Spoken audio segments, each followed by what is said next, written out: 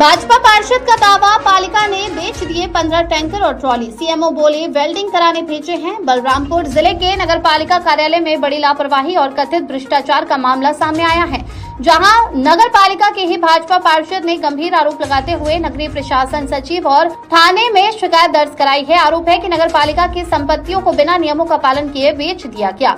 नगर पालिका पर लगे इन आरोपों ने पूरे इलाके में हड़कंप मचा दिया है। भाजपा पार्षद गौतम सिंह ने आरोप लगाया है कि नगर पालिका कार्यालय से 15 पानी के टैंकर, एक ट्रैक्टर ट्रॉली और एक शेड को नियमों को दरकिनार कर बेच दिया गया।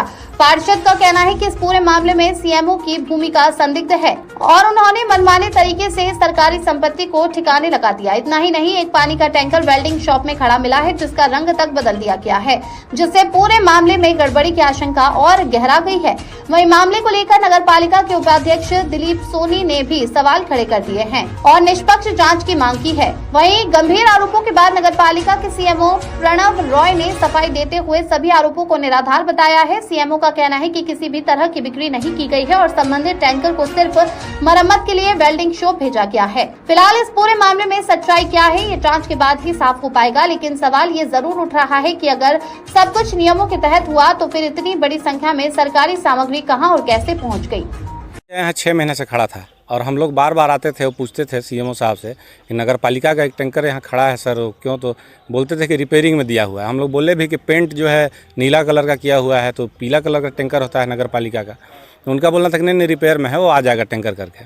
आज जब बहुत दिन बाद हमको टैंकर का ज़रूरत महसूस हुआ, नगर पालिका से जानकारी मिला कि सब टैंकर इधर उधर बुकिंग में है, तो मैं इस टैंकर के संबंध में आके यहाँ जो दुकान वाले हैं इनको बोला कि भाई टैंकर मेरे को ले जाना है। तो इन्होंने बताया कि दीपक वीरेन जी हैं, उन्होंने मेरे को टैंकर दिया है रिपेयर करने के लिए। और जब दीपक वीरेन जी से मैंने चर्चा किया तो उन्होंने बोला कि सर ये टैंकर मेरा है, और सीएमओ साहब ने मुझे 2 टैंकर दिया था रिपेयर करने के लिए, और रिपेयर करने में एक टैंकर में 5,000, एक टैंकर में 4,000 रुपये खर्च आया है। उसके बदले में उन्होंने एक टैंकर मेरे से ले लिया रिपेयर किया हुआ और एक टैंकर मेरे को दे दिया है। इसीलिए मैंने इसको कलर करा कर रखा है, वो अब टैंकर मेरा है, नगर पालिका सीएमओ साहब ने मुझे दिया है।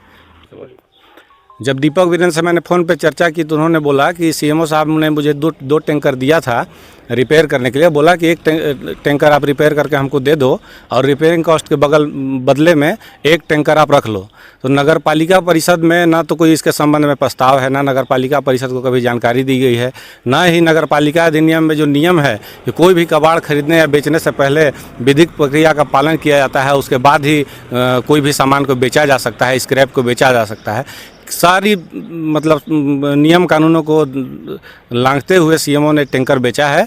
और पूर्व में भी वो इस टाइप का कार्य कर चुके थे, लेकिन उस समय हमने छोड़ दिया था जब कबाड़ इन्होंने बेचा था। तो दोबारा ये मामला संज्ञान में है। आज हम पार्षद लोग जो है इस टैंकर को जब्त किए हैं और बाकायदा अभी मैं थाने में उनके खिलाफ FIR कराने जा रहा हूँ और आवेदन देने जा रहा हूँ। के विषय में मेरे को 14 नंबर के पार्षद गौतम सिंह के द्वारा मेरे पास भी आवेदन दिए हैं कि इस पे गंभीर आरोप लगाए हैं कि नगर पालिका के जो टैंकर रखा हुआ था वो टैंकर को मरम्मत के बहाने बेच दिया गया है। वो आवेदन मेरे पास लेटर आया है। इसको जांच करके जो भी दोषी पाए जाएंगे उस पर कड़ी से कड़ी कार्रवाई किया जाएगा। अगर नगर पालिका का संपत्ति है तो पूरा शासन का संपत्ति होता है। ये बेगर अनुमति के, बेगर बताए किसी को बेचने का अधिकार नहीं है।